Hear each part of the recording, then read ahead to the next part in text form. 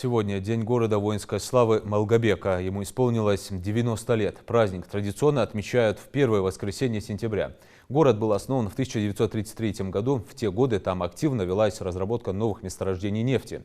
Символично, что в этот день также отмечают еще и День нефтяника. Так что у малгобекчан сегодня двойной праздник.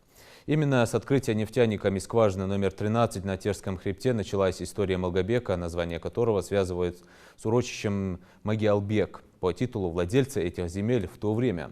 В 30-х годах именно здесь смонтировали и запустили буровую установку на 5 километров в глубину. Уже в 1941 году малгобекские нефтяники добыли более 1 миллиона 300 тысяч тонн нефти, по праву получив звание лучшей конторы бурения Советского Союза. В годы Великой Отечественной войны на подступах к Малгобеку, в том числе за нефтяные скважины, шли ожесточенные бои. Около 120 тысяч солдат, защищавших город, погибло в этих сражениях. А 3 января 1943 года город Малгобек был освобожден от фашистских войск. За мужество, стойкость и героизм, проявленные солдатами у стен города, указом президента России в 2007 году Малгобеку было присвоено почетное звание «Город воинской славы».